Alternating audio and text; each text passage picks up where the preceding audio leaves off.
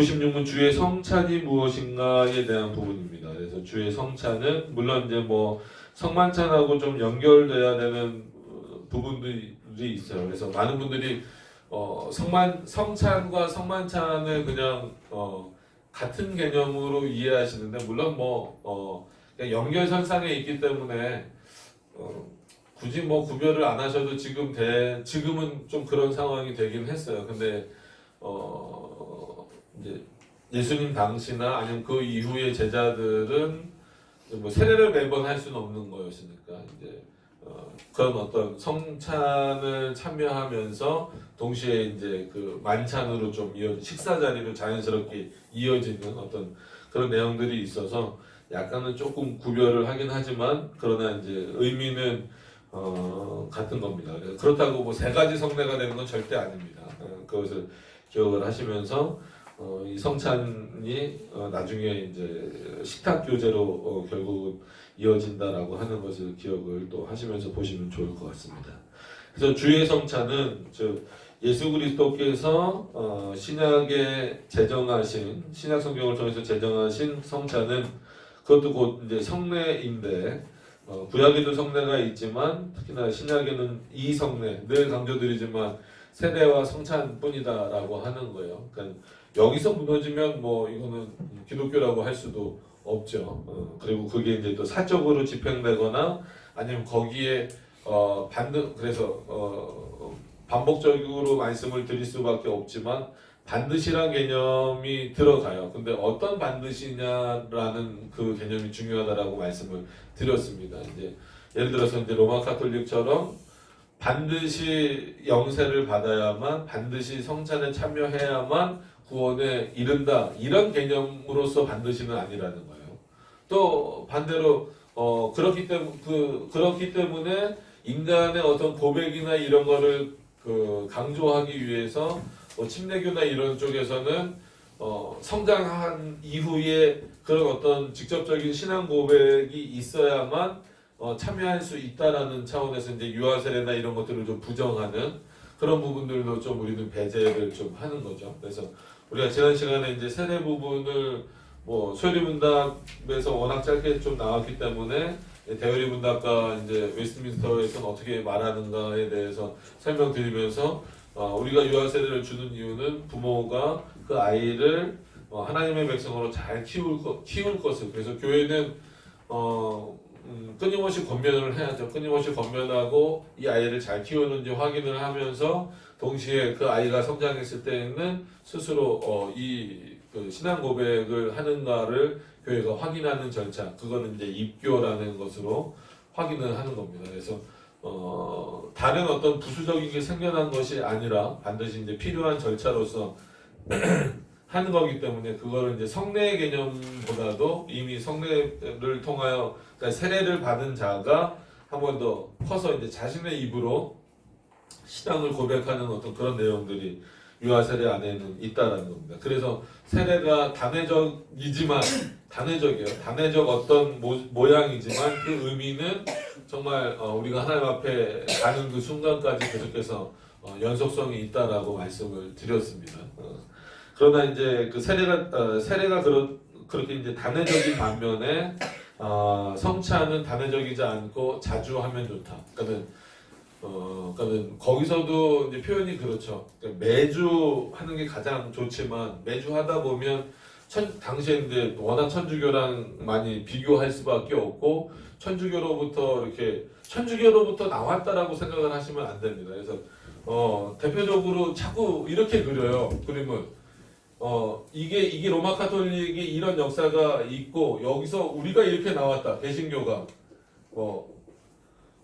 이렇게 나왔다라고 말을 하는데 이거는 잘못된 겁니다. 이건 잘못된 거고 이렇게 하시면 안 되고 굳이 뭐 도표를 표현하신다 그러면 여기엔 진짜 말 그대로 성경 하나님의 말씀이 있는 거예요. 그래서 쭉 이렇게 내려오다가 로마 카톨릭이 이 곁길로 간 거예요.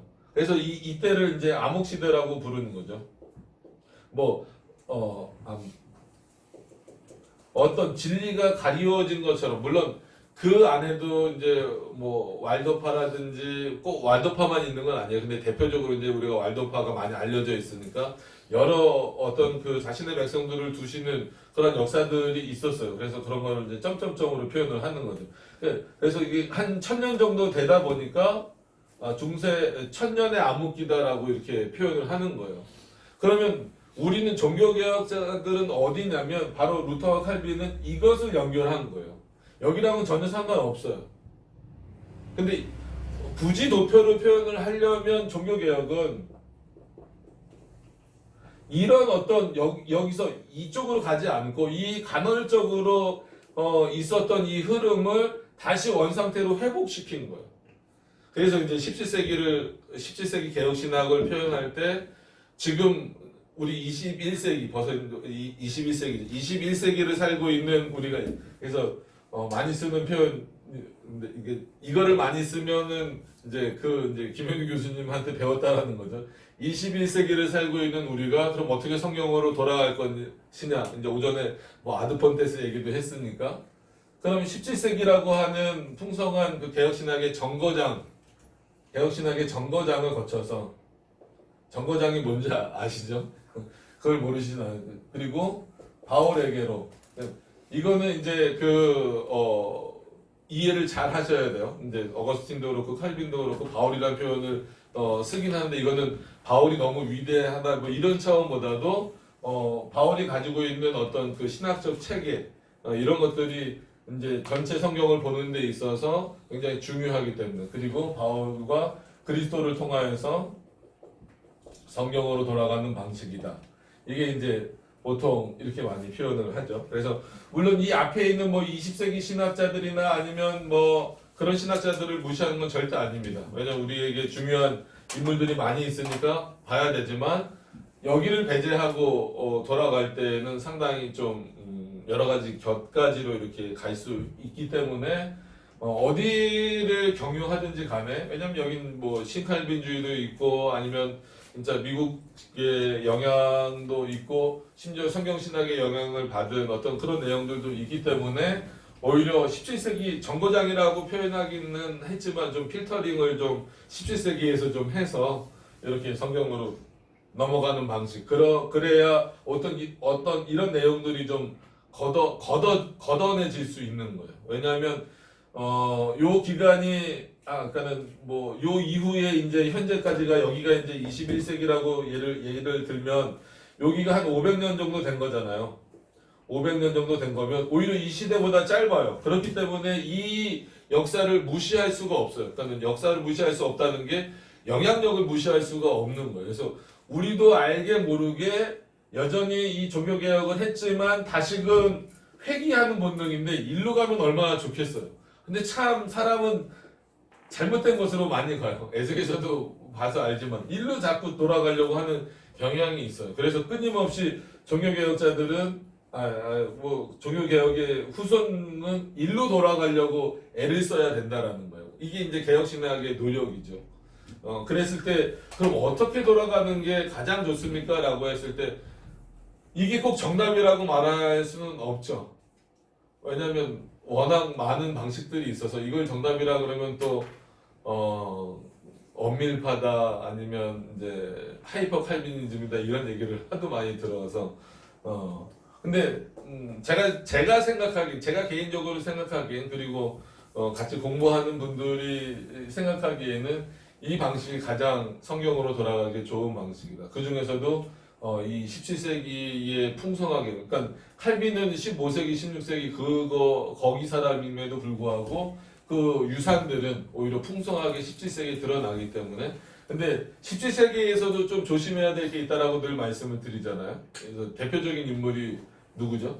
코케이우스 같은. 근데 코케이우스가 거의 게알더스 보스의 영향을 많이 줬다라고 하는 거예요. 그래서 뭐 구속 언약이라든지 아니면 계시의 점진성이라든지 이런 부분들 심지어 어떤 의미에서 보면 본인이 영향을 받았든 안 받았든 이제 김세훈 박사 같은 경우도 칭의가 다르다라고 말하잖아요. 코키우스 같은 경우도 구약의 칭의와 신약의 칭의가 다르다라고 말한 인물이에요. 17세기 인물이어서. 그러니까 17세기 사람이라고 다 받지는 말란 얘기예요. 그러니까 17세기가 전체적으로 역사상 볼 때 이런 시기가 다시 나올 수 있을까 싶을 정도로 개혁신학이 풍성했던 시기였습니다. 그래서 17세기로 돌아가자, 이게 이제 개혁신학의 어떤 좀 모토처럼 이렇게 표현을 하고 있음에도 불구하고 그런 부분들은 있다라고 하는 거예요. 그래서 그러니까 왜 이런 말씀을 드리냐면, 실제로 17세기로 돌아가자 우리가 이제 그 학회 후배들, 조직신학회 후배들이나 뭐 이렇게 얘기하고 그러면 칼빈이나 아니면 외민이나 이런 거 들고 오면 좋은데 코피우스 책 들고 와서 이 사람 어떤가 했고 꼭 있어요. 희한하게 반드시 나오더라. 그래서 하필 그 많은 인물 중에 어디서 참 잘도 고른다. 그 코피우스는 안 돼.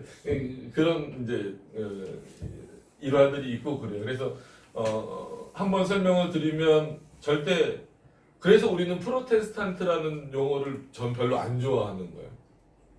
그러니까 한마디로 데모해서 나간 자들, 우리로부터 떠난 자들. 그래서 칼빈이 그냥 그걸 받아서, 그래 우리는 거룩한 분리주의야, 너희랑은 함께 할 수 없어서 분리돼서 나왔어. 근데 거룩한 분리 말이 안 되는 것처럼 보이지만 왜 그러냐면, 어떻게 가기 위해서, 정말 거룩을 추구하기 위해서는 이렇게 돌아갈 수밖에 없어. 그렇기 위해서는 너희로부터 분리될 수밖에 없다라는 거예요. 그런 차원에서 우리가 지금도 여전히 거룩한 분리주의라는 표현을 쓰고 있는 겁니다. 그러니까 그걸 잘 이해하셔야 돼요. 그러니까 혼자 자기 신학을 가지고 난 분리주의 될까 이렇게 하면 안 되는 거예요.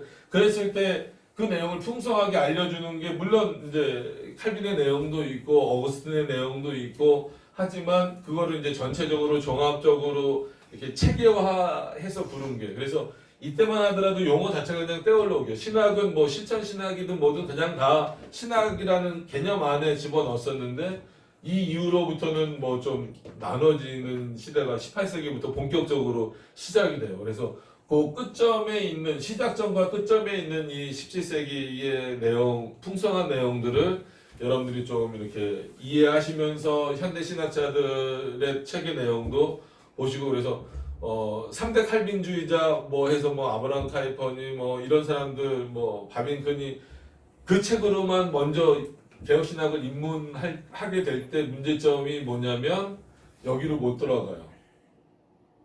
왜냐하면 대표적으로 신칼빈주의가 17세기를 패스하는 신학입니다. 그리고 바로 여기로 가는 거예요. 그래서 신칼빈주의가 참 훌륭해요. 아브라함 카이퍼 훌륭하죠. 바빙크도 훌륭하죠. 대단히 훌륭한 인물들이지만 그럼에도 불구하고 17세기를 같이 거쳐가면 바빙크의 약점이나 카이퍼의 부족한 점들을 오히려 우리가 채워가면서 더 풍성하게 볼 수 있다는 겁니다. 그래서 이 성찬을 해야 되는데 이 얘기가 나왔으니까, 예를 들어서 그런 차원에서 바빙크의 개혁교의학 같은 경우는 여러분 반드시 보셔야 돼요. 조금 그 안에 우리가 좀 받아들이기 어려운 내용들이 몇 부분 나온다 할지라도 반드시 보셔야 돼요. 그리고 아브라함 카이퍼 같은 사람이 쓴 칼빈주의 강연 같은 거는 그 책도 반드시 거의 필독서처럼 보셔야 돼요. 몇 가지 좀 수정해야 될 부분들이 있다 할지라도. 그러니까 그렇게 하려면 그런 내용들을 보면서도 그런 몇 가지 내용들을 수정하려면 이 17세기 신학이 동원되지 않으면 불가능하다라는 것을 말씀드립니다. 왜냐하면 결국은 우리가 웨스트민스터를 표준 문서로 삼게 된 것도 이 17세기 영향이 상당히 큰 거란 말이에요. 그러니까 그런 의미에서 이거는 기본인데 의외로 이렇게 생각을 안 하는 분들이 많아요. 그냥 우리가 마치 로마 카톨릭이라는 줄기에서 이렇게 나온 것처럼, 그렇게 분리돼서 나온 것도, 그게 아니라 이 사람들이 곁길로 갔기 때문에 우리는 원래 길을 회복하자는 차원에서 분리돼서 나온 개념으로 이해를 하셔야 됩니다. 이왕 만약에 어떤 뭐 그림이나 도표를 그리실 거면 이렇게 그리셔야지, 아까 그랬던 것처럼 여기를 로마 카톨릭으로 놓고 이렇게 나왔다 그러면 진짜 큰 집 작은 집이 되는 거예요. 그러니까 뭐 다 아시는 얘기지만 그 김수환 추기경 벌써 10년 넘었죠. 이제 돌아가셨을 때 우리나라에서 아주 유명한 교회 두 분 목사님이 손잡고 가서 큰 집에 오니까 기분 좋다. 본인만 그러면 좋은데 성가대 다 데리고 가. 그 성도들은 그러면 어떤 인식을 갖겠냔 말이에요. 로마 카톨릭에 대해서. 참 안타까운 거죠. 그런 차원에서 큰 집에 가서 좋다 이렇게 표현을 할 정도면 그 개념으로 이해를 하는 거예요. 여기서 우리가 나온 거죠. 그렇게 생각하면 안 됩니다. 여기랑 우리랑은 완전 별개입니다. 별개. 그래서 다른 방식이다. 그런 차원에서 분리주의의 개념인 거죠. 그러니까 같은 뭐 오늘 내용으로 여기서 갖고 와 보면 그래서 성찬이라고 하는 것도 뭐 미사 때도 성찬을 하잖아요. 우리도 성찬을 오늘도 했고 그렇기 때문에 이 로마 카톨릭에서 하는 성찬과 우리 이 종교개혁자들을 통해서 하는 이 성찬은 뭐 이름은 성찬이라고 똑같이 말할 수 있다 그래도 완전히 내용도 다르고 하는 형식도 완전히 다르다라고 하는 것을 좀 인식하셨으면 좋겠습니다. 그래서 이런 부분들이 우리들에게 좀 중요한 거죠. 그래서 웨스트민스터 신앙고백서에서도 오히려 여기에다가 더 초점을 맞춰요. 33장 안에 들어갈 내용이 굉장히 많아 보이는데 의외로 삼위일체는 이제 우리가 다음 주 벌써 이제 다다음 주가 되겠죠. 두 번째 할 게 이제 삼위일체인데 삼위일체 어거스틴 내용 보면 굉장히 뭐 이렇게 두껍잖아요. 깨 같은 글씨로. 근데 외면에서는 생각보다 이렇게 많은 부분을 할애하진 않았어요. 그런데 성례장이 있으면서 그럼 성례 안에서 그냥 그 장에서 세례와 이제 성찬을 다 다룰 수 있을 것 같은데 성례를 다루고 한 장에서 성례를 다루고 그 다음 장에서 세례를 다루고 또 그 다음 장에서 이 성찬을 다루는 거예요. 그만큼 이 부분이 교회론의 입장에서도 봐도 그렇고 신론적인 측면에서 봐도 그렇고 상당히 중요하다라는 그 인식을 그 당시에 가졌었고 지금도 가져야 되는데 지금 솔직히 좀 못 갖고 있는 게 이제 안타까운 거죠. 그래서 이제 대의리 문답이나 소유리 문답도 거기에 따라서 이제 이런 그 성례 부분에 대해서 굉장히 집중을 하고 있는 겁니다. 자, 그래서 오늘 내용으로 들어가서 또 보시면 주의 성찬은 곧 성례니 그리스도의 정하신 대로, 그러니까 예수 그리스도가 정하신 대로 하면 되는 거예요. 이게 가장 올바른 방법이고 쉬운 방법이라고 생각하시지 말고 올바른 방법이고 정당한 방법인데 여기에다 자꾸 뭔가 인간의 생각을 이성적인 사고를 집어넣으니까 문제예요. 그냥 예수님이 하시는 방식 떡과 포도주를 떼어주시면서 이것을 먹지 아니하면 나랑 관계가 없고 이 피를 마시지 아니하면 나랑 관계가 없다. 그리고 이것을 기념하라. 그냥 그 말씀하시는 그 내용에서 딱 멈추면 되는데 뭔가 그러면 허전해 보이고 그러니까 자꾸 뭔가 만들어내는 거예요. 그게 이제 나온 게 화채설이고 공제설이고 그럼 결국은 그거는 눈에 보이는 어떤 그 화려함만을 강조한 건가요? 아니죠. 신론적인 문제란 말이에요. 특히나 공제설 같은 경우는 신성과 인성의 분리되지 않는다. 이 개념을 갖고 있기는 하면서도 그럼 분리되지 않기 때문에 몸이 들러붙는 거 아니냐. 이런 어떤 개념으로 가버리는 거예요. 그래서 이미 고대 신조에서 칼케톤 신조가 예수 그리스도의 신성과 인성을 다룬 신조거든요. 그래서 다른 건 모르더라도 우리가 그 성찬을 하고 있으니까 최소한 칼케톤 신조는 한번 좀 그 보세요. 그러니까 신조학도 그 번역이 돼 있어요. 이렇게 얇게 뭐 두꺼운 것도 있지만 거기 보면 칼케톤 신조라는 부분 해설은 굳이 안 보셔도 돼요. 그냥 본문만 쭉 읽어 보셔도 신성과 인성을 이렇게 분리하고 분리라기보다도 이렇게 구별하고 있구나라고 하는 것을 알 수 있어요. 근데 그런 것조차도 오히려 루터도 그 부분을 오해했기 때문에 공제설이 나왔다라고 말씀을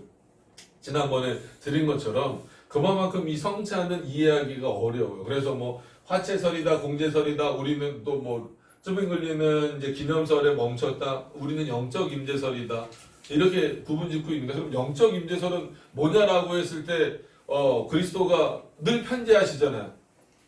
성찬 때만 하늘에 계시다가 성찬 때만 내려오시는 게 아니란 말이에요. 늘 편재하시지만 성찬 때에 특별히 그의 은혜를 더 주시기 위해서 그 성찬에 참여하는 자들에게 그리스도의 은혜를 더하여 주시기 위하여서 성령께서 그와 함께 역사하신다라는 거예요. 그럼 성령은 하늘에 계시다가 성찬 때만 또 오시는 게 아니란 말이에요. 편재 개념이 또 있어요. 그래서 어떤 의미에서 보면 이 영적 임재설에서만 성찬을 할 때 영적 임재설 안에서만 멈추면 안 돼. 그러니까 이거는 이제 성찬이 잘못되고 있으니까 잘못된 방식을 고치는 방식에서 우리가 하는 성찬은 어떤 거냐 했을 때 영적 임재설이다라고 표현을 하는 것뿐이지 어떤 의미에서 보면 영적 임재설을 더불어서 이 성찬의 다른 내용들을 좀 인식하는 게 중요하다라는 거죠. 그래서 우리가 지금 한 달에 2번씩 성찬을 하고 있기 때문에 오히려 더 신중하게 여러분들이 좀 보셔야 된다는 겁니다. 자, 그리스도의 정하신 대로 떡과 포도즙을 주며, 그래도 즙이든 주든 이거는 조금 약간 해석의 차이가 있을 수는 있는데 포도즙보다는 포도주가 맞는 겁니다. 원래는 떡과 포도주를 주며 근데 이거 갖고 이렇게 싸우실 필요는 없어요. 왜냐하면 요즘에는 예를 들어서 이제 끝나고 운행을 해야 되는 경우도 있기 때문에 포도주로만 하는 경우보다도 이렇게 좀 희석을 해서, 그래서 저희도 음주운전에 안 걸릴 정도로 희석을 해서 사용을 하고 있어요. 근데 이때만 하더라도 희석에 대한 개념이 없었죠. 왜냐면 그때 운전하거나 그런 개념이 없었으니까. 근데 이게 좀 잘못되면은 저도 예를 예를 들은 거가 아니라 이제 들은 거를 예를 들어드리면 독일이나 이런 데는 아예 그냥 이런 잔을 그냥 준대요. 이런 잔을 줘서 마음대로 퍼먹으라고. 빵도 마음대로 뜯어가라고. 그래서 마치 식사처럼 막 하는 사람도 있대요. 그래서 지금도 그런지 모르겠는데 예전에 한동안은 이렇게 성찬식을 한다 그러면 그 주에는 이제 음주 단속을 안 하는 경우도 있었대요. 그럼 위험하잖아요. 또 그런 식으로 포도주를 취할 정도로 마셔버리면 안 되잖아요. 그런 의미는 아니니까. 근데 그러니까 그런 것들이 성찬에 대한 이해가 없을 때, 그리고 독일 같은 경우는 루터 교회가 국교화 돼 버렸잖아요. 그러니까 그런 오해들이 좀 생기는 거니까 지금 그렇다는 얘기는 아닙니다. 예전에 이제 아마 교통이 좀 발달하기 전에 많이 이제 좀 그랬다고 하는 거죠. 그렇게 과도하게 나가는 의미도 아닙니다. 그러니까 떡과 포도주를 주며 받는 것으로 그의 죽으심을 나타냅니다. 그러니까 죽으심을 나타낸다라고 해서 거기서만 머무르는 것은 절대 아니에요. 그리스도의 죽으심이 왜 중요합니까? 그러니까 이거를 일일이 다 나눠서 설명을 하는 신학자들도 많아요. 그러니까 구속, 대속, 이런 거, 구원 이런 부분들. 그러니까 우리가 죄에 속박되어져 있는 상태에서 그리스도의 죽으심으로 말미암아 그가 죽으셨을 때 누구의 죄를 담당하셨어요? 우리의 죄를 담당하셨잖아요. 그런 차원에서 대속하셨다. 우리의 죄를 대속하신 개념. 그러면서 우리를 이렇게 한마디로 속박되어져 있는 죄에 속박되어져 있는 우리들을 자신에게로 구속하시고 그런 자들을 구원하셨다. 그러니까 아주 세분화해서, 그러니까 우리는 그냥 그리스도가 우리를 구원하셨습니다. 그리스도를 통하여 우리가 구속받았습니다. 그리스도가 우리의 죄를 담당하셨습니다. 대속하셨습니다. 이걸 그냥 통합적인 의미로 쓰는 경우가 많아요. 그러니까 그렇게 쓰셔도 상관은 없지만 굳이가 아니라 세분화해서 이해를 하다 보면 이 죽으심의 의미가 얼마나 크구나, 얼마나 중요하구나. 물론 이제 여기는 이제 표현이 그렇게 나와 있지 않다고 해서 부활은 없네, 그렇게 생각하시면 안 돼요. 부활의 의미까지 전부 다 포함되어져서 이제 있는 겁니다. 그러니까는 대속은 어떤 의미로 구별을 한다고요? 우리의 죄를 담당하시는 거예요. 대신 담당하시는 거예요. 그렇기 때문에 예수 그리스도는 죄가 있으시면 안 돼요? 돼요, 안 돼요? 안 되죠. 우리와 똑같은, 그러니까 타락 후 아담의 몸이니까, 그러니까 이것 갖고도 논쟁이 많아요. 기독론에서 이게 맞느냐 옳으냐예요. 이 문제 갖고도 굉장히 많이 싸웁니다. 타락 전 아담의 몸의 상태냐, 타락 후 아담의 몸의 상태냐, 즉 선과 악을 알게 하는 나무 열매를 따먹은 이후에 죄인이 된 몸의 상태냐라고 했을 때, 우리의 죄를 담당하시기 위해서는, 즉 이렇게 감당하시기 위해서는, 감당보다도 담당이라는 표현을 쓰죠. 담당하시기 위해서는 타락 후 아담의 몸이지만 죄는 없으셔야 된다. 그러니까 이게 이미 초대 교부들부터 계속 논쟁이 붙었던 거예요. 그럼 도대체 몸을 입으셨다고 한다면 그 몸의 상태가 어떤 거냐? 그러니까 일부는 따지지 말아라. 그걸 우리가 그 따질 수 있느냐? 그리고 아니다. 이건 나름 중요한 문제다. 만약에 타락전 아담의 몸의 상태라고 한다면 거기다가 아직 아무리 아담이 선을 행할 수도 있고 악을 행할 수도 있는 가능성이 있다 하더라도 타락하지 않은 상태인데, 그러니까 상태적인 면에서 볼 때 아직 타락하기 전의 상태인데 어떻게 거기다가 우리의 죄를 담당시킬 거냐.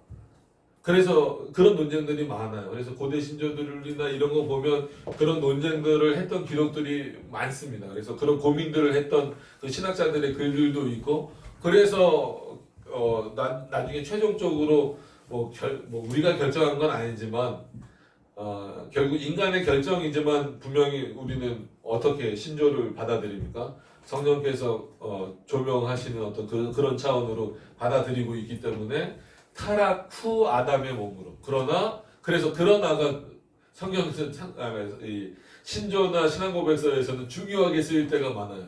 그 표현이 안 들어가면 문제가 되는 거예요. 타락 후 아담의 몸을 입고 오셨습니다. 이래버리면, 요 말만 해버리면 어떻게 되는 거예요? 죄인의 상태가 돼버리는 거예요. 그렇기 때문에 타락 후 아담의 몸의 상태로 오셨지만 그러나 그는 죄가 없으시다. 이게 반드시 포함되어져야 돼요. 그때 이제 그러나라는 단어가 들어가냐 안 들어가느냐가 이제 큰 차이거든요. 그러니까 타락 후 몸의 상태여야만 우리의 죄를 담당하실 수 있다라는 거죠. 그러니까 여기 이제 표현되어 있지는 않지만 그런 부분들을 다 좀 이해하시면서 요 내용을 그래서 구별을 하는 신학자들이 많이 있어요. 그게 대속이다. 그럼 속죄는 뭐냐라고 했을 때 성부가 그러니까 성자잖아요. 어쨌거나 예수 그리스도가 죽으신 거니까 예수 그리스도가 우리의 죄를 대신 지시고 하나님께 용서를 구하는 거예요. 그러니까 성부 하나님께 용서를 구하는 겁니다. 사단 배상설이 아니에요. 지난번에 한번 말씀드렸죠. 사단 배상설이 있다고. 그러니까 이것도 왜 이런 사고가 자꾸 나오냐면 우리가 죄에 속박됐다, 갇혀 있다.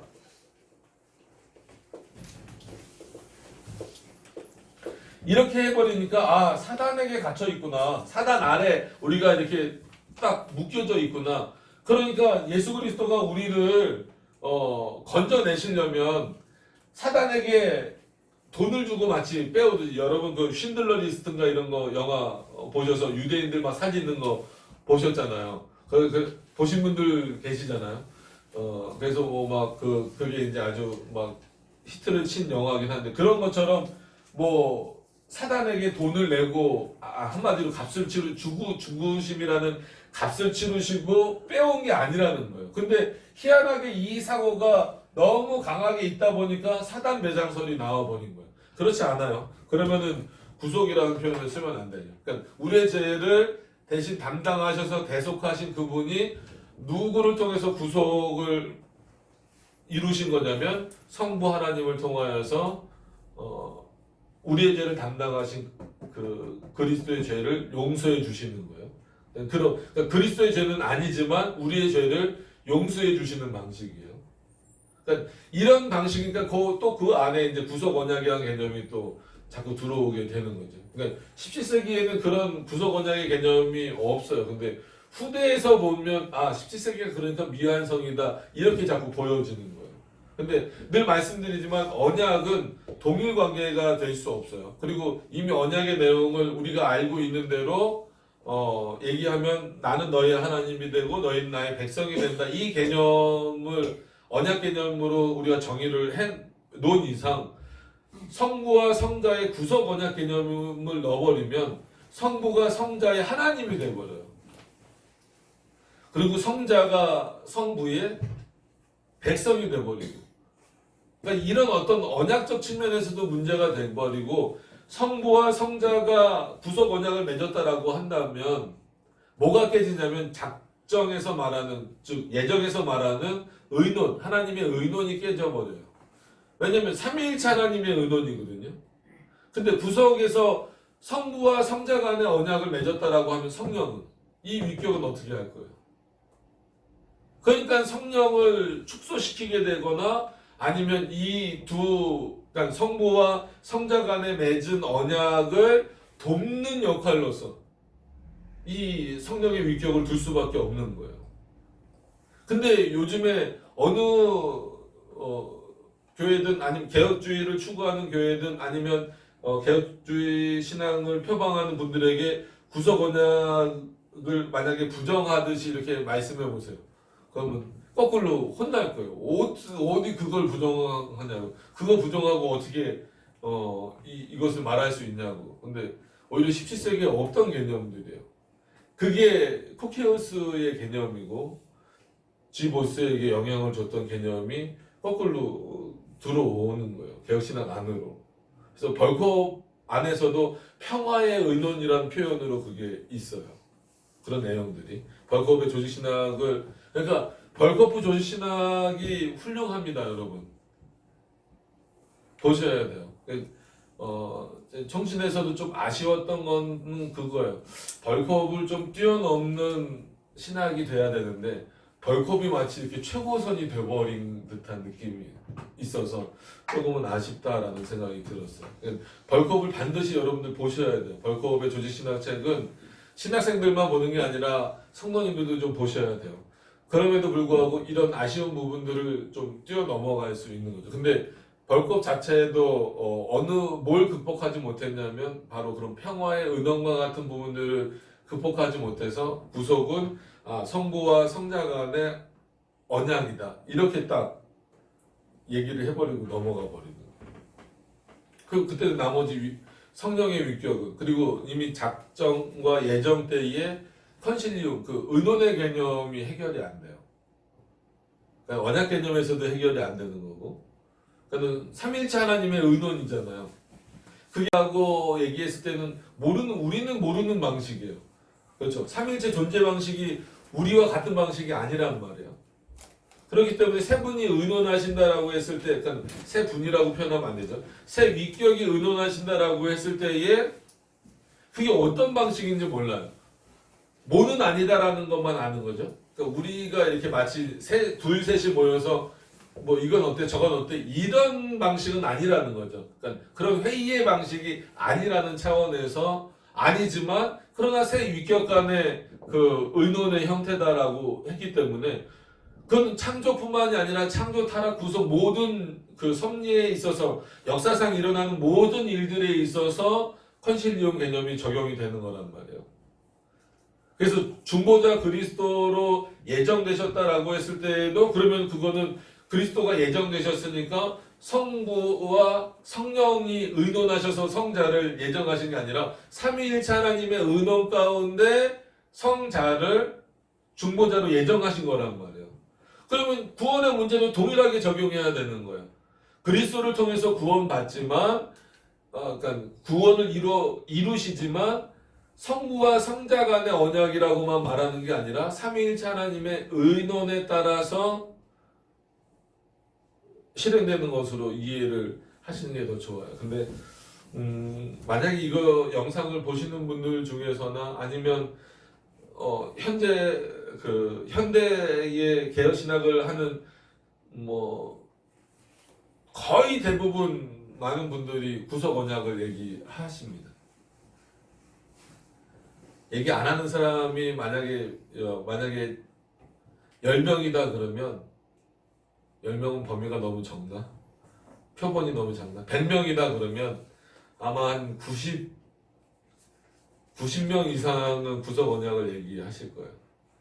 아마 한 2-3명에서 10명까지 갈 수 있을까? 근데 그 비율로 따지면 10명까지 갈 수 있을까는 잘 모르겠지만 뭐 한 9대1 정도 구속 언약을 오히려 말하지 않는 사람들이 1명 정도. 그러니까 10명이라고 칩시다. 100명 말고 10명이라고 치면 한 9명 정도는 구속 언약을 말하고 1명 정도만 이제 말하지 않는 그 정도여서. 근데 저는 말하지 않는 쪽이기 때문에 그런 차원에서 이제 대세는 아닙니다. 네, 뭐 신학을 가지고 대세다 뭐다 말하긴 좀 그렇지만 그냥 여러분들이 한번 고민해 보세요.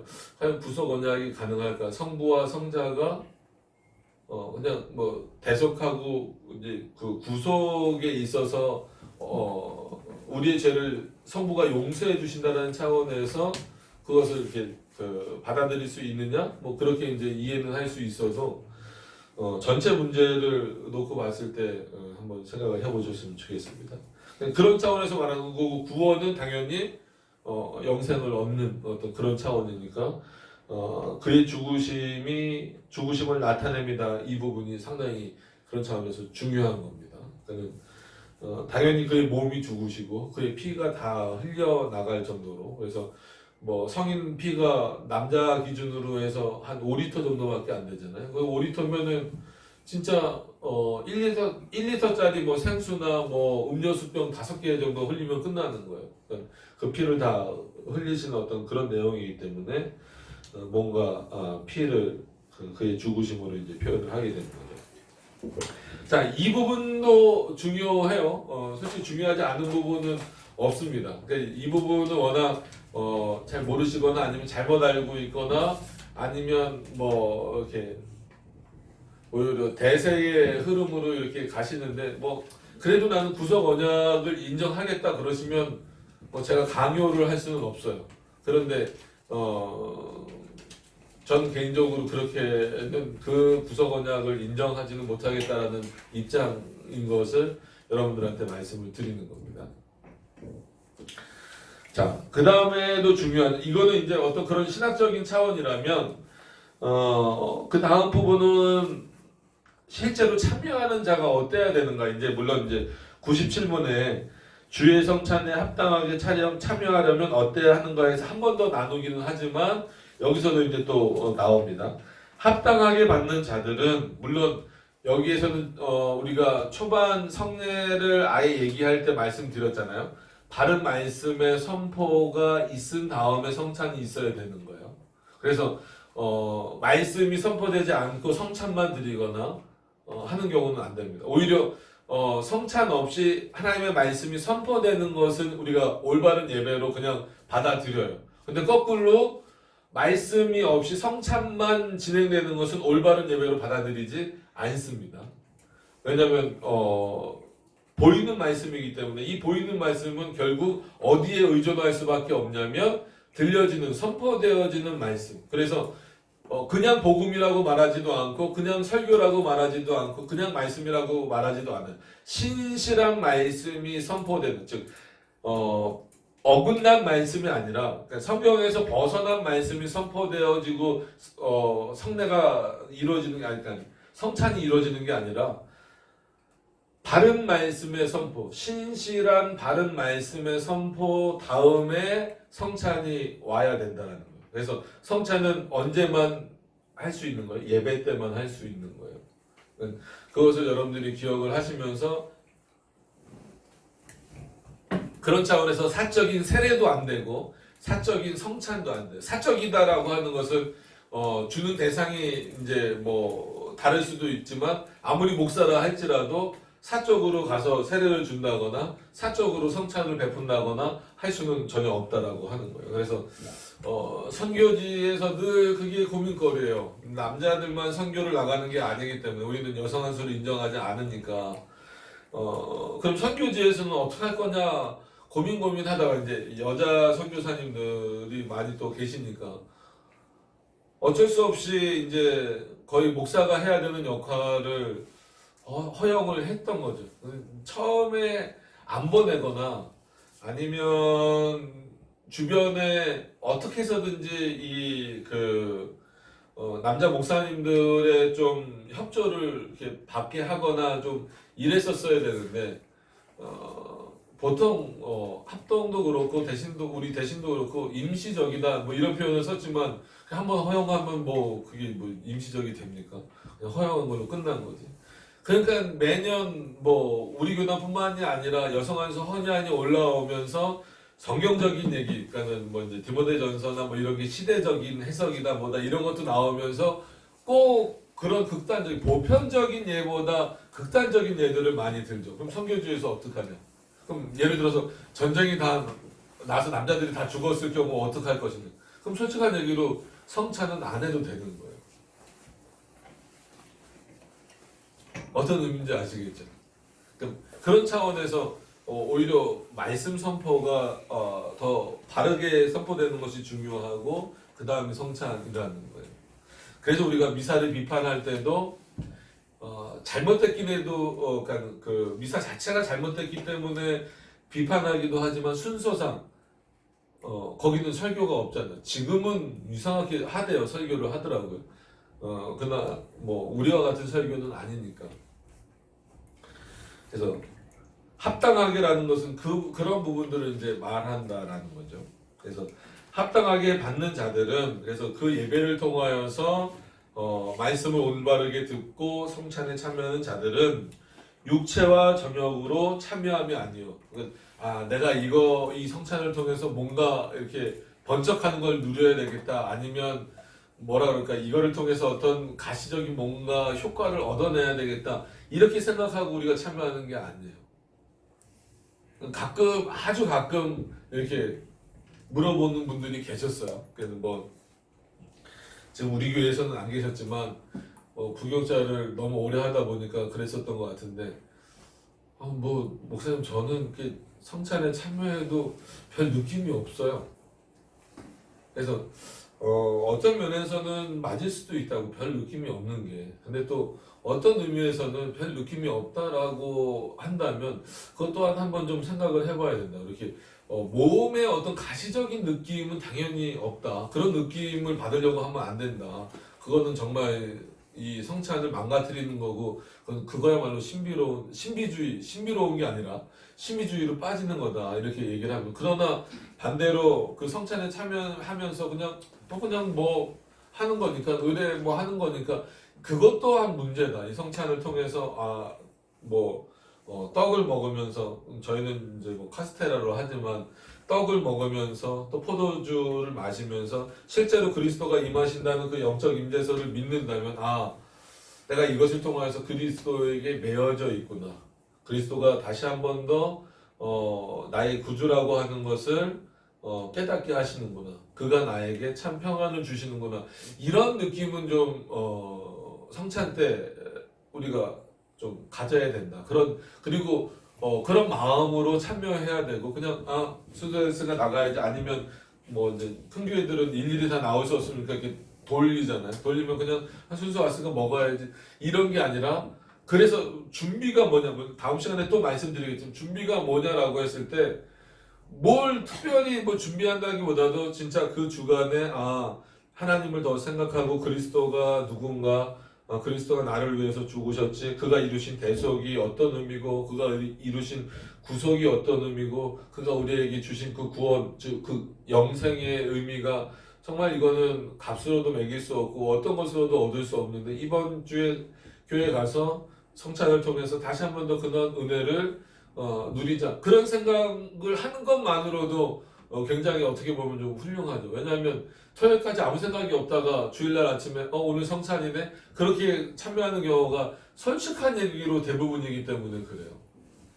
그런 차원에서 어떤 형식도 굉장히 중요합니다. 합당하다라는 것에 있어서 바른 말씀의 선포 다음에 성찬이 이어져야 되는 게 순서상 합당하다라고 한다면 여기서 왜 육체와 정욕으로 참여하지 말라라는 게 표현되냐면 육체와 정욕으로 참여하는 것은 합당하지 않다라는 거잖아요.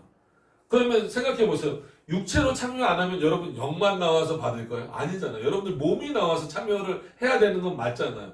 그랬을 때 이 몸이 나와서 참여한다라는 것 자체가 어떤 의미일까? 내가 몸으로 떡을 먹고 몸으로 포도주를 마시지만 실제적으로 물론 몸에도 영향이 있는 거예요. 뭐 이렇게 가시적으로 이런 뭐 번쩍하거나 이런 영향은 아니더라도 실제 내 삶과 행동과 생각과 이런 모든 것들이 더 그리스도께로 가까이 가는 어떤 그런 차원에서 그러니까 당연히 몸에도 영향을 준다라는 거예요.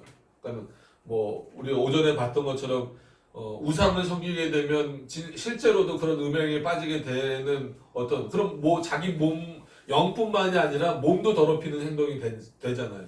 근데 성찬에 참여하는 것을 통하여서 그리스도의 은혜를 날마다 깨닫고 그리스도가 이렇게 우리를 사랑하고 계시는구나. 여전히 보좌 우편에서 우리를 위하여서 기도하고 계시고 우리의 영원한 중보자로 계시는구나라는 것을 확인하는 자들은 그 성찬을 통하여서 그의 몸에도 그 몸을 사용하는 데 있어서도 좀 표현이 그럴 수 있어요. 몸을 사용하고 육신을 사용하는 데 있어서도 당연히 하나님의 말씀에 근거해서 합당해질 수밖에 없다라는 차원입니다. 그러니까 그런 부분을 이해하셔야 돼요. 여기서 육체와 정욕으로 그럼 어떻게 참여하라는 거야? 영으로 어떻게 참여하지?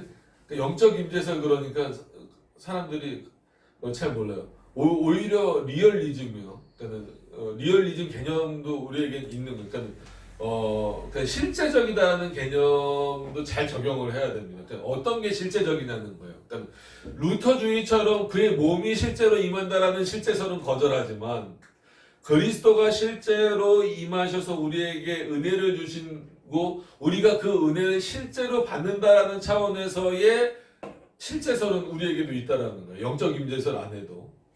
그렇기 때문에 우리의 몸이 우리의 몸도 받는 거예요.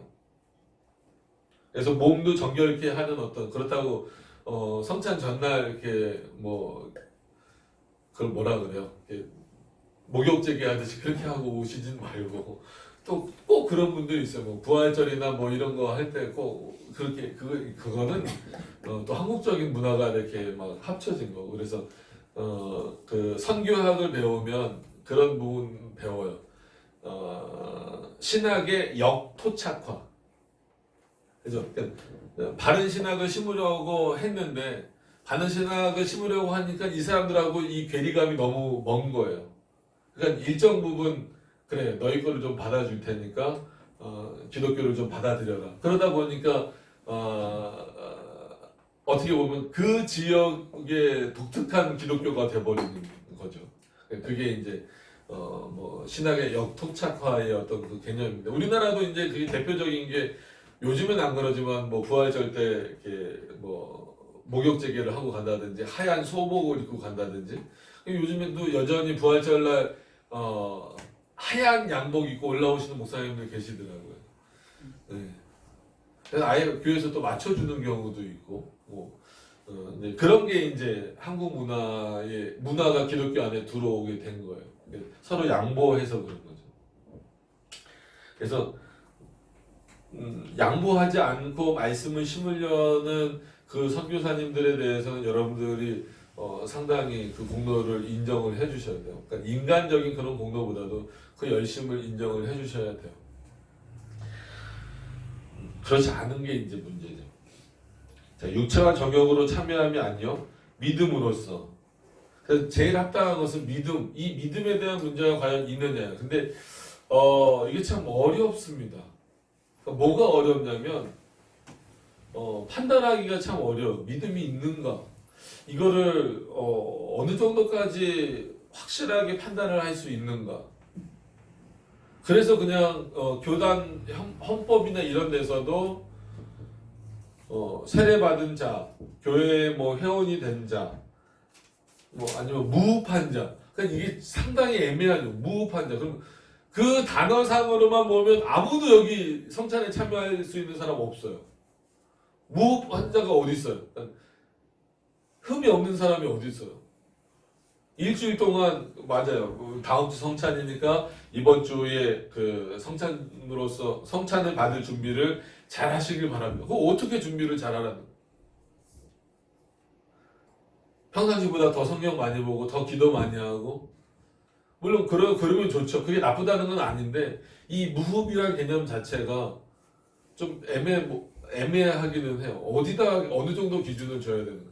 그럼에도 불구하고 또 그냥 둘 수는 없으니까 양심에 따라서 그거는 도덕적인 양심도 아니고 개인적인 양심도 아니고 신앙적인 어떤 양심에 따라서 이번 성찬은 내가 참여할 수 없다라는 어떤 그런 마음이라면 참여하지 않아도 되죠. 그렇다고 해서 계속 거절을 하게 되면 나중엔 의도성이 돼버릴 수 있어서 참 이런 문제가 어려워요. 그래서 그러면은 매주 뭐 이렇게 설문지를 돌릴 수도 없고 그거 뭐 진짜 다 그렇다라고 체크해 오면 어떻게 방법이 없어요.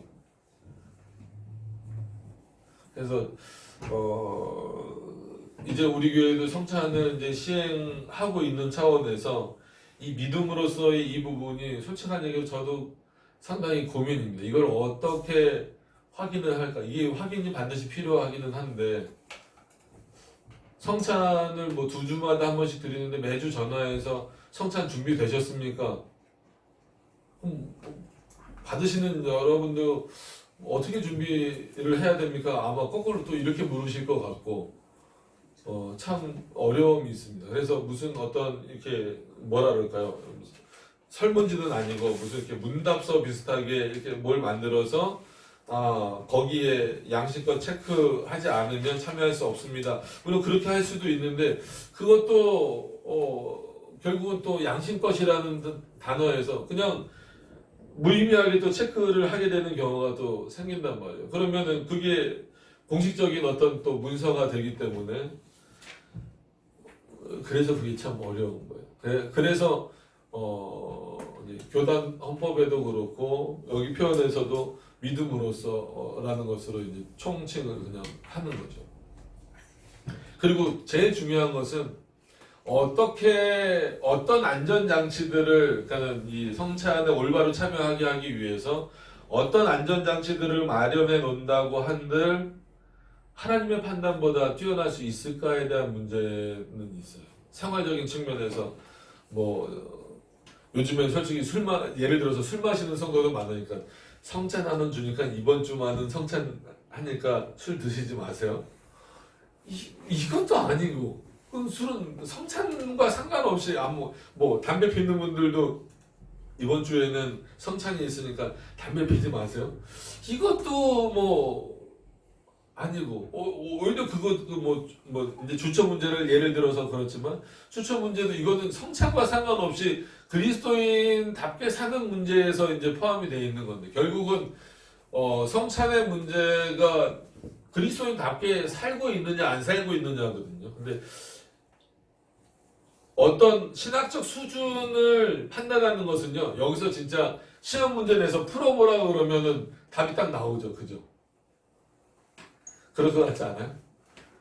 어느 정도 그래서 예를 들어서 이제 무슨 커트라인처럼 60점 밑으로 60점 너무 낮나? 좀 높일까요? 한 70점 밑으로 나오는 분들은 성찬 못 받습니다. 차라리 그게 그런 객관성이 있었으면 좋겠어요. 근데 그렇게 판단하기도 어렵잖아요. 그죠? 예를 들어서 이해력이 좀 있고 그래도 젊으신 분들은 용어라도 좀 잘 알고 그렇지만 또 어르신들이나 아니면 한참 배워야 되는 이제 아주 어린 애들 말고 입교 이제 막 한 애들한테 삼일체 물어보고 예를 들어서 이런 거 도표 하나 그려보세요 했을 때 몇 명이나 제대로 그릴 수 있겠냐는 거예요. 그러니까 그러니까 신학적으로 그 수준을 알아내는 거는 그렇게 어려운 문제는 아닌데 결국은 생활적인 문제는 본인 안에 감춰져 있는 부분이란 말이에요. 그러니까 예를 들면 저도 이제 목사라는 직분을 받아서 여러분들 앞에 서서 여러분들 앞에만 쓰는 게 아니에요. 늘 말씀드리지만 하나님 앞에 쓰는 거죠. 하나님 앞에 쓰고 여러분들 앞에 서서 말씀을 전하지만 여러분들이 거꾸로 유일하게 판단할 수 있는 것은 지금 저 목사가 하나님의 말씀대로 그 본문에 충실하게 설교를 하는가 안 하는가 이것은 판단하시고 구별하실 수는 있어도 제가 일주일 동안 어떻게 살았는지 그리고 전 운전을 많이 하니까 운전을 하면서 예를 들어서 신호를 몇 번 어겼는지 아니면 욕을 했는지 안 했는지 가끔 운전하다 보면 여기 훅 튀어나올 때도 있잖아요. 이런 거를 어떻게 다 이렇게 판단하기가 어려운 부분이 있어요. 그럼에도 불구하고 이 믿음이란 부분이 있기 때문에 제가 계속 말씀을 드리는 거예요. 그래서 여러분 이거를 단순한 지식으로 판단하려고 하시지 말고 그 지식 하나님을 아는 지식과 더불어서 그 삶의 내용을 이렇게 종합적으로 살펴야 돼요. 그렇게 살피지 못한 부분에 있어서는 저도 늘 고민입니다. 이걸 어떤 방식으로 살펴야 될까 고민하고 있어요. 뭐 이제 여러 이제 다른 이제 성찬을 자주 시행하는 목사님들한테 뭐 문의도 하고 여쭤보기도 하고 어떻게 하십니까 이렇게 뭐 얘기 듣기도 하고 뭐 하는데 아직 이렇게 속 시원한 답변을 제 스스로도 이렇게 얻지를 못했어요. 그러니까 어떻게 확인을 해야 될까에 대한 그 문제에 있어서 그건 이제 제가 안고 있는 문제입니다. 그러나 이제 이 본질적인 부분에 있어서는 합당한 것은 바로 믿음이다라는 거예요. 그렇잖아요. 믿음으로써 그의 몸과 피에 참여하여, 그러니까 몸과 피에 참여한다고 해서 우리가 늘 화채선이나 공제선은 아니다라고 늘 말씀을 드렸습니다. 몸과 피에 참여하여 그건 뭐예요? 진짜 그 떡과 포도주를 마심으로 참여하는 방식이죠. 그 몸이, 우리의 몸이 자기의 신령하게 받은 양육과 신령하게라는 표현이 너무 이제 우리가 그 신비주의자들이 자꾸 쓰니까 그렇지만 못 쓸 용어가 절대 아닙니다. 당연히 신령하게 즉 성령 하나님의 그 역사하심을 통해서 물론 삼일체 하나님의 역사지만 성령 하나님의 역사하심을 통해서 받은 양육, 교회에서 하나님의 말씀을 통해서 그래서 교리 공부도 반드시 해야 되는 거예요. 교리 공부나 그 다음에 하나님의 말씀을 듣고 읽고 하는 그리고 또 개인적으로 하시는 경건 생활. 그래서 뭐 이렇게 하시잖아요. 이름이 뭐였더라? 은수프. 난 맨 처음에 은수프 그래서 뭐의 줄임말일까 이렇게 했었는데 어쨌거나 그런 경건사가 중요해요. 저는 중요하다라고 생각을 합니다. 안 되면 누가 옆에서 도와라도 줘야 되고 막 하라고 이렇게 막 억지로라도 떠밀어서 하는 게 이제 중요한 거거든요. 그래야 이제 그다음 어느 정도 강제성이 좀 있어야 하니까. 그러니까 교회에서 공식적으로 하나님의 말씀을 잘 들어야 되는 거고 또 교리 공부에 충실해야 되는 거고 그리고 더 나아가서 개인적인 경건. 근데 이 개인적인 경건은 말 그대로 개인적인 경건으로 확인을 할 뿐이지 어떻게 이거를 뭐 공식화할 방법이 없어요. 내가 그렇게 했다면 하는 거지. 그냥 양심에 따라서잖아요. 그러니까 나중에 이제 외민에서도 양심장이 따로 나오지만 거기서 양심을 분리해서 설명을 합니다. 그래서 신령하게 받은 양육과 그러니까 교회에서 이 부분이 좀 약화된 게 문제죠. 그래서 이런 부분들은 계속해서 강화를 해 나가야 될 거예요. 그래서 어쩔 수 없죠. 그래서 다음에 우리가 소위문답을 마치고 이제 기독교 강요 초판을 보려고 하는 게 최종판이 두꺼워서가 절대 아닙니다. 세 권이어서가 아닙니다. 초판이 그만큼 중요하기 때문에 초판을 보시고 최종판을 보시는 게 좋기 때문에 초판을 하는 거지 짧은 거 하겠다는 건 절대 아닙니다. 네. 그래서 그렇게 이해를 하시면 좋겠고 은혜 중에서 장성함으로 결국은 그리스도의 은혜로 장성하는 거예요. 성찬에 이렇게 참여할 때 이걸로써 내가 무슨 내 은혜 내 믿음이 장성할까 싶지만 분명히 성찬은 뭐라 그랬어요? 보이는 말씀으로 우리에게 주셨다 그랬어요. 그럼 우리가 하나님의 말씀을 양식으로 먹고 산다라고 우리가 표현을 한다 그러면 이 성찬을 참여함으로 인하여서 그리스도의 은혜를 누리고 거기에 참여하고 그리스도의 몸과 피에 참여하는 방식으로 인하여서 우리의 믿음을 성장시키시는 어떤 그런 하나님의 은혜가 있기 때문에 성찬을 자주 하라라는 표현을 쓰는 거예요. 그러면서도 또 그렇지 않을 경우에는 오히려 너무 형식화되고 진짜 신비로운 이상한 내용이 될 수 있기 때문에 그럴 때에는 또 멈춰라 이런 표현까지도 이제 쓰기 때문에 그래서 어려운 거예요. 차라리 딱 뭐 성경에서 이거는 언제 해라 이렇게 언제 해라 아니면 어떻게 해라 이렇게 딱 정해 주셨으면 무조건 그대로 할 텐데 그렇지 않고 예배 모범에서도 그렇고 칼빈도 그렇고 매주 하는 게 좋지만 교회 형편에 따라서 그건 교회 형편은 재정 상태를 말하는 게 아니에요. 그 성도들의 어떤 뭐 이렇게 표현해서는 죄송하지만 성도들의 어떤 그 수준이나 상황이나 상태나 이런 것들에 따라서 하라는 거예요. 칼빈은 거기서 조금 더 강하게 표현을 한 거죠. 매주 하는 게 좋지만 수준이 안 되면 아예 안 하는 게 좋다. 이렇게까지 표현을 하니까 솔직한 얘기로 더 시행하는 입장에서는 굉장히 조심스럽고 안 조심스럽게 보이실 수는 있어도 굉장히 조심스럽고 그래서 저희도 개척한 지 지금 5년째 되는데 이제서야 시행을 하는 게 그동안 계속해서 성찬에 대한 얘기를 안 하지 않았어요. 끊임없이 했었던 거예요. 했고 이제는 조금씩 시행을 해도 좋겠다라는 이제 판단이 서서 이제 시행을 하게 된 거기 때문에 굉장히 조심스럽습니다. 이건 뭐 나중에 익숙해지는 개념이 아니거든요. 왜냐면 아까도 말씀드렸다시피 부교육자 오래 했기 때문에 큰 교회는 담임 목사님 혼자 못해요. 그러면 각 층마다 목사들이 서 있어요. 서서 그 층은 그 목사가 담당을 해야 돼요. 어쩔 수 없어요. 한 층에 뭐 400~500명씩 몰려 있는데 어떻게 할 거예요? 그래서 성찬을 집례하는 것 자체가 어려운 게 아니라 이런 내용들이 있기 때문에 굉장히 조심스럽다라고 하는 거예요.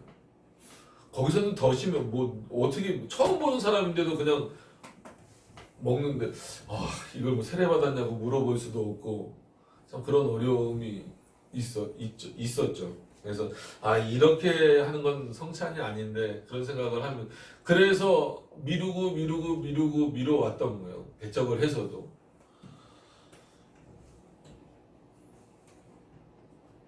왜냐하면 이런 부분들이 있기 때문에 그래. 이건 단순히 어떤 진짜 우리가 쯔빙걸리 기념설이었으면 편하게 조금은 편하게 했을 수 있을 것 같아요. 근데 그런 차원이 아니기 때문에 실제로 그리스도가 임재하신다는 그런 의미이기 때문에 이것이 이제 더 조심스럽고 솔직히 부담스럽고 그런 부분이 있어요.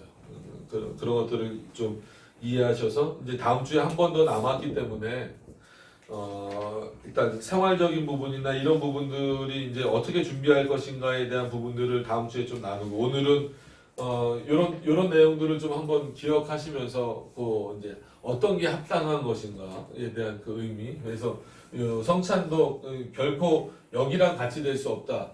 그런 차원에서 아예 종교개혁의 이제 기초를 말씀을 드린 거예요. 그래서 누가 이제 여러분들에게 만약에 물어봐서 야 너 개신교 그러면 개신교란 말보다 기독교란 말을 써줘라 이렇게 표현을 좀 하시면 될 것 같아요. 좋을 것 같아요. 일단은 우리는 한마디로 크리스찬이지 프로테스탄트가 아니다. 근데 워낙 이 개신교라는 게 저도 입에 배서 이제 툭툭 튀어나오는데 개신교라는 것보다도 로마 카톨릭에서 뭔가 이렇게 저항 정신을 가지고 나온 게 아니라 물론 저항 정신을 가지고 나온 거죠. 근데 그렇게 어떤 면에서는 개신교는 여기 로마 카톨릭에서 만들어 우리에게 이름을 붙여준 거잖아요. 근데 우리는 그렇지 않고 우리가 기독교다. 자기네들이 카톨릭이라고 말하지만 진정한 카톨릭은 우리가 카톨릭이죠. 그죠? 그런 차원에서 이렇게 이어간 거다라는 차원에서 성찬의 개념을 연결시켜 볼 때도 여기랑 같지 않다라고 하는 것을 분명히 기억을 하시길 바랍니다. 표현상 용어의 표현상 화채설도 뭐 그리스도의 몸과 피를 마시는 거다. 공제설도 그건 마찬가지죠. 그럼에도 불구하고 그런 의미들이 전부 다 다른 거예요. 우리는 떡은 떡이고 포도주는 포도주지만 오히려 그것과 상관없이 더 본질적으로 실제적으로 누가 임하신다? 그리스도가 임하셔서 우리를 장성케 하는 믿음의 분량을 장성케 해 나가시는 어떤 그런 차원으로서 이 성찬을 우리들에게 허락해 주셨다라고 하는 거예요. 그렇기 때문에 거기 참여하기 위해서는 그만큼의 수준이 솔직히 요구가 되는 겁니다. 요구가 되는 것인데 그것이 믿음이라는 단어로 이제 표현이 돼 있으니까 그리고 다른 용어로 어떻게 쓸 수가 없어요. 그래서 그 믿음이라는 그 용어 자체를 쉽게 넘겨버릴 수는 없기 때문에 교회가 여러 가지 그 장치들을 만들어 놓기는 했지만 그것이 온전한 그리고 정확한 판단 기준은 될 수 없다라는 거예요. 그래서 성찬 때 늘 목사들이 집례를 하면서 이렇게 표현할 수밖에 없는 내용이 양심에 따라서 참여할 것인가 말 것인가를 결정하십시오라고. 왜냐하면 일단 뭐라 그럴까요? 그 표면적인